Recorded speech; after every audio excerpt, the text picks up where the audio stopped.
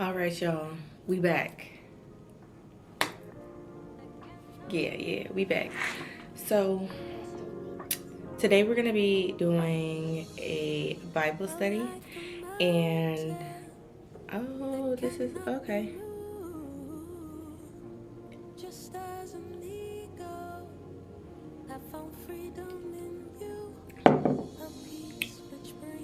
Kombucha, y'all.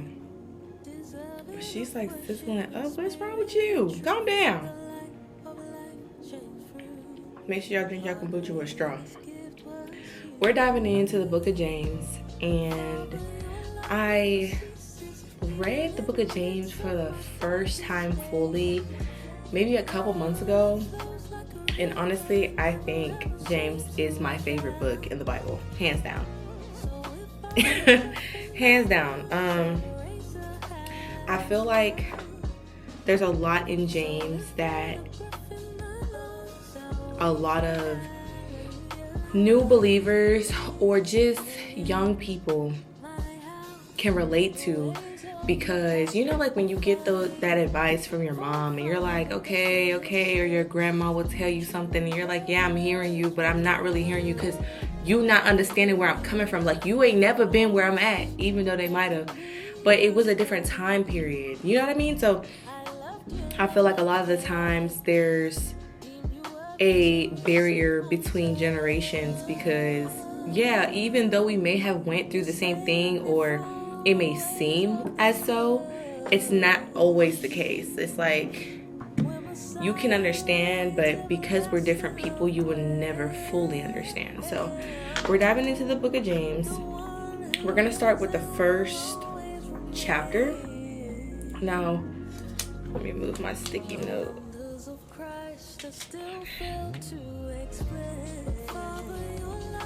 I'm reading in the NLT version. So we're going to read it out first, and then we're going to kind of dive into it, okay? Greetings from James. This is the letter from James, a slave of God. What do you mean by that? A slave of God and of the Lord Jesus Christ. I'm writing to the 12 tribes, Jewish believers scattered abroad. Greetings. Dear brothers and sisters, when troubles of any kind come your way, consider it an opportunity for great joy. For you know, when your faith is tested, your endurance has a chance to grow. So let it grow, for when your endurance is fully developed, you will be perfect and complete, needing nothing. Verse 5. If you need wisdom, ask our generous God, and he will give it to you. He will not rebuke you for asking, but when you ask him, be sure that your faith is in God alone. Do not waver, for a person divided with divided loyalty is unsettled as a wave of the sea that is blown and tossed by the wind. Such people should not expect to receive anything from God. Their loyalty is divided between God and the world, and they are unstable in everything they do. Let me move this sticky note. Ooh, it messed up my page. Believers who are poor have something to boast about, for God has honored them. And those who are rich should boast that God has humbled them. They will fade away like a little flower in the field. The hot sun rises and the grass withers. The little flower droops and falls, and its beauty fades away. In the same way, the rich will fade anything with their achievements. God blesses those who patiently endured the testing and temptation. Afterward, they will receive the crown of life that God has promised to those who love him. And remember, when you are being tempted, do not say, God is tempting me. God is never tempted to do wrong, and he never tempts anyone else. Temptation comes from our own desires, which entice us and drags us away. These desires give birth to sinful actions, and when sins are allowed to grow, it gives birth to death. 16. I don't think I should put that back there. Let me put it this way. So don't be misled, my dear brothers and sisters. Whatever is good and perfect is a gift down to us from God our Father, who created all the lights in the heavens. He never changes or casts a shifting shadow. He chooses to give birth to us and gives us his true word, and we, out of all creation, became his prized possession. Understand this, my dear brothers and sisters. You must all be quick to listen, slow to speak, and slow to get angry. Human anger does not produce the righteousness God desires. So get rid of the filth and evil in your lives and humbly accept the word of God has planted in your heart, for it is the power to save your souls. Do not just listen to God's word. You must do what it says. Otherwise, you're only fooling yourselves. For if you listen to the word and do not obey it, it's like glancing at yourself in the mirror. You see yourself, walk away, and forget what you look like. But if you look carefully into the perfect laws that set you free, and if you do what it says and do not forget what you heard, then God will bless you for doing it. If you claim to be religious but do not control your tongue, you're fooling yourself. Your religion is worthless. Pure and genuine religion in the sight of God the Father means caring for orphans and widows in their distress and refusing to let the world corrupt you. That was a lot. That was a lot. And even reading it aloud again, it kind of, wow. Okay.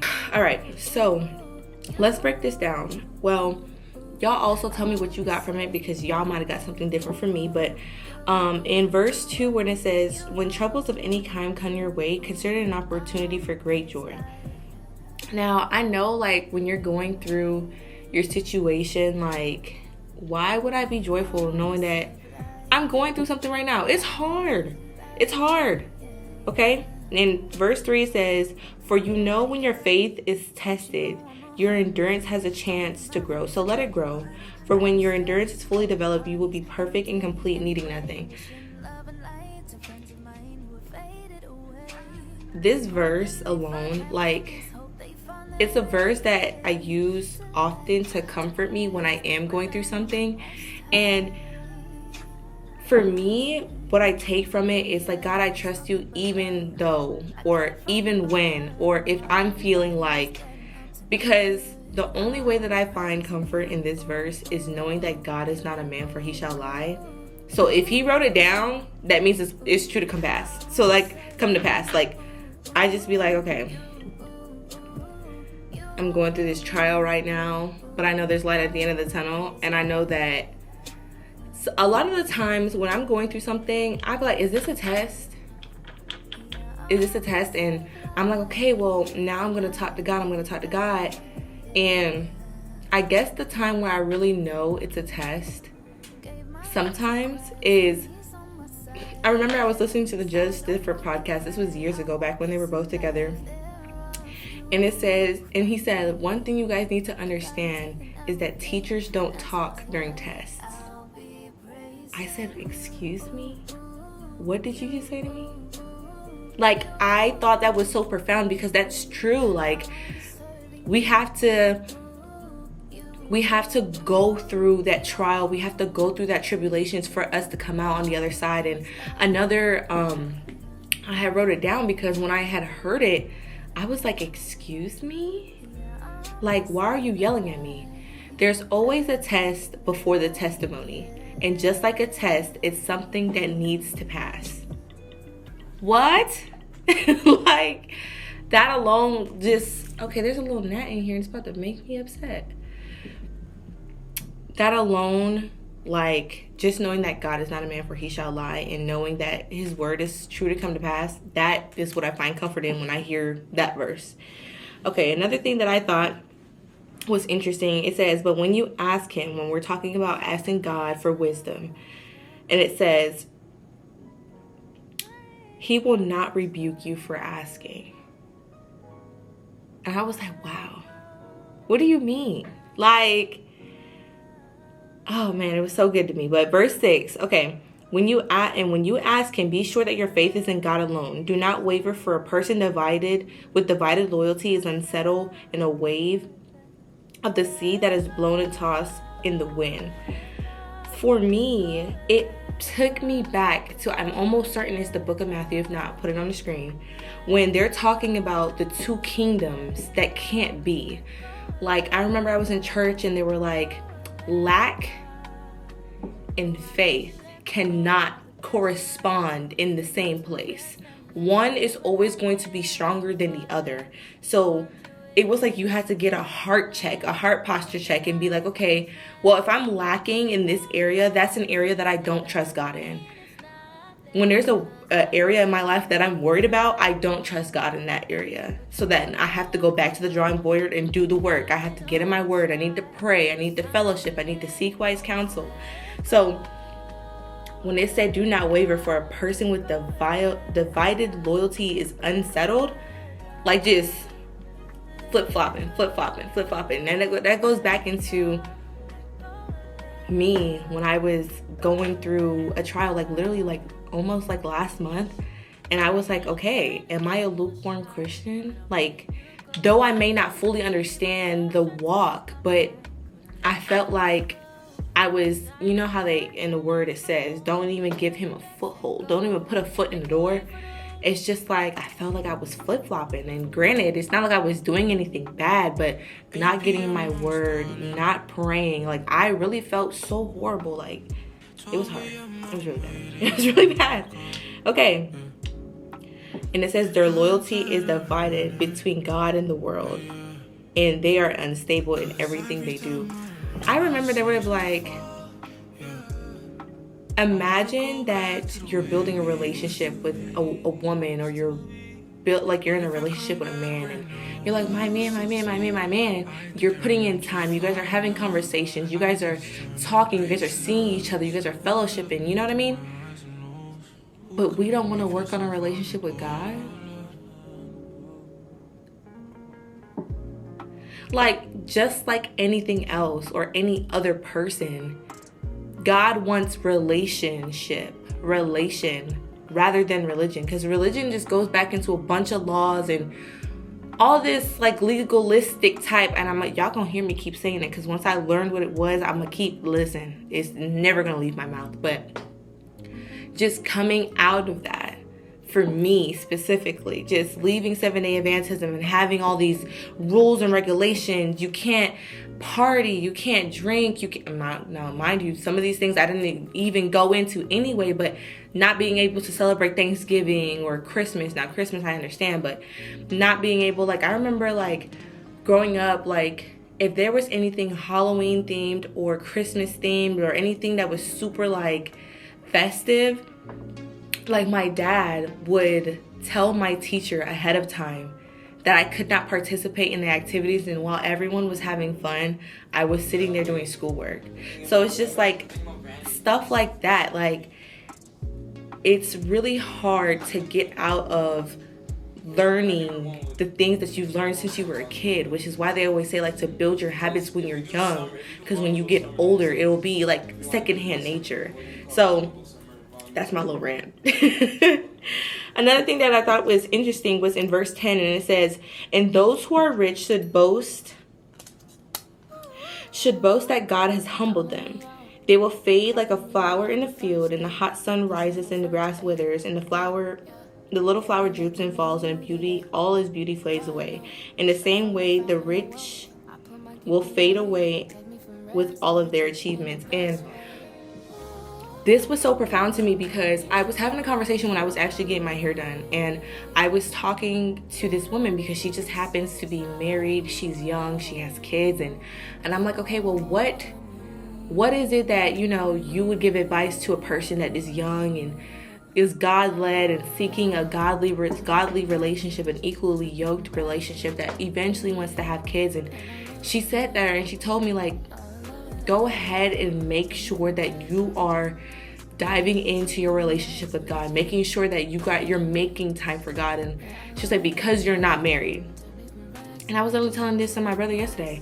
I said, just because I'm not married to a man doesn't mean I'm not married to something else. Like my craft, my money, I am married to that. Because my thing is like, yes, though I am, and I'm gonna be real with y'all, though I'm wanting to get into heaven and doing all the things that I know physically possible to get there, I have to stay here in the meantime. Like, I have to stay on earth, so why would I want to be poor, or why would I want to be broke? You know what I mean?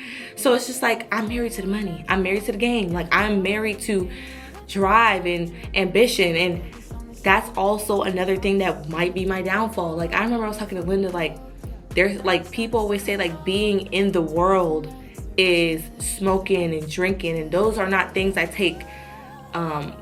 don't take part in, but it's just as bad to be overly ambitious to the point where I don't submit my plans to God, or I don't seek wise counsel, or I don't seek God first before I move. Like, and that's one thing that I had a really hard time with. Like, I remember, like, I'm not led by emotion, but I remember when I was talking to my brother, and Rod Wave is my favorite artist. He's still my favorite artist, even though I'm God led. Okay, y'all can argue with yourself. You can't change my mind about that. But I remember there was a time where when I was upset, Rod, like, before I would even pray, I would go, like, run to Rod. And it wasn't because I liked being sad, because he brings over the spirit of depression. He's just telling his life story. That's it. So y'all can argue with yourself. But for me, it was more so like, I know he know what I feel. Like, I know he know. But I had to take a step back and be like, whoa, like, why am he was an idol to me, and I didn't even realize it, because you would think an idol is a person that you put on a shrine and you just, yes. Like, no, like, I was seeking this person first before I was seeking counsel with God. And that's when I realized, whoa, we gotta take a step back from this. So I stopped listening to Rod for a little while. I had to, like, let that go, because I was like, whoa, like, why is this the person that I'm seeking first when I'm feeling some type of way? So I had to take a step back, and now I can listen to him without, feeling like I need to listen to him, because I had to take a heart posture check. I had to be like, whoa, what's going on with you? Like, are you okay? So that's my little, and that goes back into the rich will fall away with all their achievements. At the end of the day, when you die, you leave behind the money, you leave behind like anything that is perishable. Like that verse where it talks about the moth being able to just devour all the things that you leave behind. And it's like, okay, what it's actually all about is fellowshipping, spreading the word, spreading the gospel, and doing your due diligence. Like carrying your cross daily, getting in the word, So I'm still trying to kind of shift that mindset of being overly ambitious. Now, I don't think I'm overly ambitious. I think I'm right there. But knowing that I need to submit my plans to God, because honestly, growing up, I never heard that, submitting your plans to God. I never heard that. I never knew what that was. So it's still another thing that I'm learning. So yes. Now in 13 it says, and remember when you are being tempted, do not say God is tempting me. God is never tempted to do wrong, and he never tempts anyone else. Temptation is from your own desires, which entice us to drag us away. And I never really understood that until I kind of started interpreting my dreams. I feel like my dreams don't necessarily tempt me, but they almost create a false narrative in my head that I will live in throughout the day. And I'm like, that wasn't real. That was not real. Though it's something that I want, even though a God-led relationship is something that I'm longing for, it's a desire that I have, I need to do the work for myself to make sure that when I do get that godly relationship, I'm ready for it. And another thing that I realized just going through this walk is they always say God would never give you more than you can bear. Actually, he would.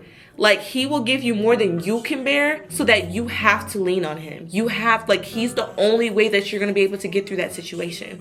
So for me, those desires that I have, the desire to be a P31 woman, like, that's cool and all, but there's more to it than just that. Like, though we have this blueprint of what a godly woman may seem like, you also need to make sure that you have the qualities of a woman that your man can trust. Like a man that, I remember I was watching this TikTok, and it was talking about women, you need to be weary and attentive to the man that you choose, because one, my favorite saying, one, you can choose your husband, but your kids cannot choose their father. And two, that man that you marry is going to be the person that sees you through your mother's death. And I sat there and I said, oh, my mom. Like, in my mind, my mom is immortal. Like, she can never die. But, like, that's not reality. And it's just something I don't think about. But it's true. So making sure that just because you want all these things in a man, don't say that you can have all these things in a man, but you don't got them yourself. Like a person who can pray for you, but you can't pray. Would it be like, you cute, but can you pray? A person that can cover you when you are literally going through it in your mind. A person that can see that and know that immediately. Let's go pray. You know what I mean? Like, don't just say that you won't, but you can't give. That's the moral of that. Everyone's favorite verse, 19. You must be quick to listen, slow to speak, and slow to get angry. Human anger does not produce the righteousness that God desires. I know there's another, now I'm going to say another verse, and I know there's another verse that says you shouldn't go to bed angry. When that sun comes down, like, that was another thing that my parents told me about. Did they live by it? No, but they told me about it. Like, you should not go to bed angry. When that sun comes down, you shouldn't be in that anger spot. And I got a couple quotes, y'all, because I'm telling you, there's people in my life that have been pouring into me, and that have been pouring into me and just giving me words of advice and words of wisdom. And it says, anger is an emotional punishment to myself based on somebody's actions that keeps me in bondage. Whole time they lollygagging, whole time they living their best life, whole time they don't even remember what they did to you that have you so angry. So for me, I used to be a really angry person, and not like to the point where I was beating on people, but to the point where my heart turned really cold and I didn't care about anything or anyone.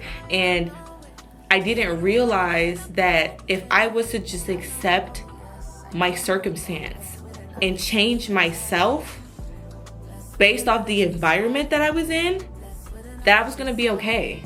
And it ultimately took me leaving my home and coming back for the first time that I realized, like, whoa, like, this is for real. Like, a lot of, like, my brothers and Linda are the people who are closest to me that seen that transformation of me being super angry and not having any emotions and only caring for myself.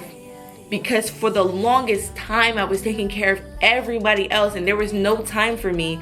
And I was angry about that. Like, I'm tired. I'm tired of being the strong friend. I'm tired of just being there for everyone else. But at the end of the day, I'm sliding down the wall by myself. Like, I hated that, and it made me so angry and so bitter. But if I just accepted people for who they are and accepted in knowing that you cannot show up for me the way that I need to be able to be shown up for, and leaned on God and did the work myself, I would be okay. I remember some guy, he told me something that forever changed my mindset. And I didn't realize I was hurting him at the time, but he eventually kind of, he communicated it to me. And he said, you cannot keep basing the way that you are in your actions based off the things that happen to you. Like, and I was like, what? Like, how could you say that to me? I've been through a lot. Yeah, you've been through a lot, but I didn't do anything to you. And I was like, wow, like, that was so, I didn't even realize that. I didn't even think about it like that. And it was true. So I accepted people for who they were and who I was at the time, and understanding, like, this is what you need and this is what you don't need. And I just didn't know that at the time, but it eventually just changed my mindset and shifted my mindset on so many things. And it was crazy. It was just crazy, because I remember for a really long time I was really angry at my dad for a really, really long time. And I just had to accept, like, though my parents will never change because they're really stuck in their ways. I mean, I'm going to pray about it so that God can change their heart, because sometimes you can't do it on your own. You got to call in the big man upstairs and let him do it. Let him deal with him. And I was really angry with him for a really long time. But when I finally accepted that this is my father, I was okay. Like, yeah, he wasn't raised the way that he raised us. And he did the thing that gave me the most comfort was knowing that he did everything he knew how to do the way that he was, the way he grew up. Like, he did everything in his power to do his best based off what he knew. And goes back into Rod Wave. Rod Wave got this song called To My Grave. Let me go ahead and let me pull up the lyrics for y'all, because I'm telling y'all, I can find a Rod Wave song for everything. To My Grave. Rod Wave. Alright.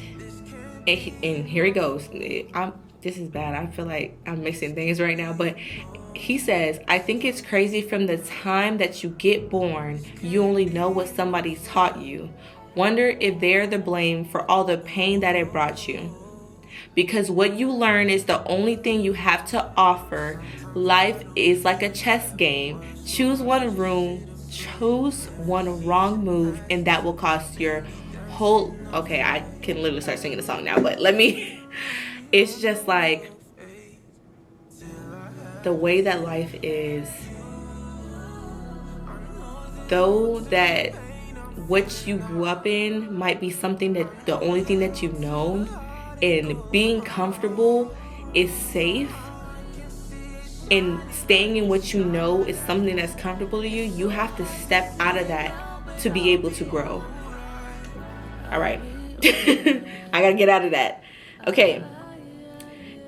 Verse 23. It says, and for if you listen to the word and don't obey it, it's like glancing at yourself in the mirror. And when you see yourself, you walk away and forget what you look like. Don't forget what you heard. And then God will bless you for doing that.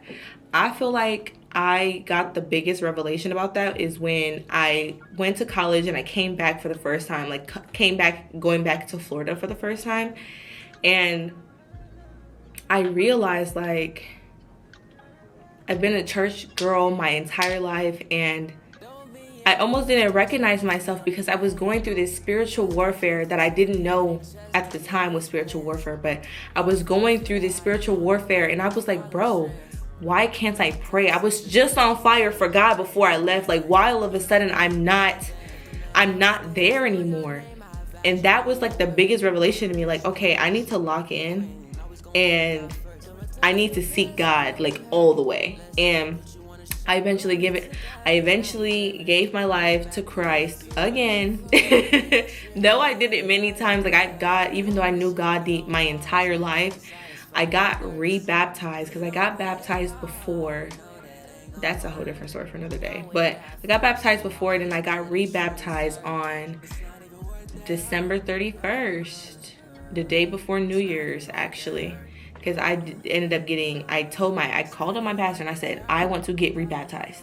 And he said, okay, don't even worry about it. He said, when are you coming? I said, I'm coming on this day. And then he ended up getting stuck somewhere. But besides the point, understanding that sometimes you also need a community around you to let you know, like, baby, that's not you. That's not you. I'm going to need you to go ahead and log back in. Because I remember I used to be the biggest NBA YoungBoy fan. I know it don't seem like...